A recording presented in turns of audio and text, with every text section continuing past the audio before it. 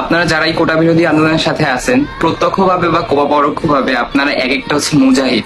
হ্যাঁ, মানুষ দুনিয়ায় আসছে বেশি দিনের জন্য কিন্তু আসে নাই। হ্যাঁ, এখানে ভীরু কাপুরুষের মতো বাইসে লাভ নাই। যে কয়দিন বাঁচবেন মুজাহিদের মতো। এখানে যদি মৃত্যুও হয়, এটা আন্দোলন হচ্ছে যে ন্যায়ের জন্য আন্দোলন। এখানে যদি মৃত্যুও হয়, এটা শহীদই মৃত্যু হবে, ঠিক আছে?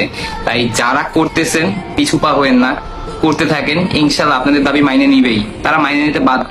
বাংলাদেশ এটা হচ্ছে একটা স্বাধীন রাষ্ট্র, এখানে আপনার দাবি মানতে তারা বাধ্য। কিন্তু যারা করতেছেন কোনোভাবে ভয় পায় না ভাই। যদি দুনিয়ায় সারা জীবনের জন্য বাঁচতে আসি নাই আমরা, খুবই অল্প সময়ের জন্য, কিছু সময়ের জন্য বাঁচতে আসছি। এই সময়ের জন্য বিড়ালের মতো বাইসে লাভ নাই।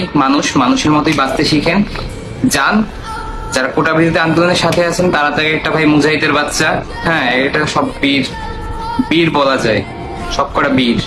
হ্যাঁ, যদি মৃত্যু হয় শহীদই মৃত্যু হবে। আপনাদের ভাই সবসময় আপনাদের পাশে আছে।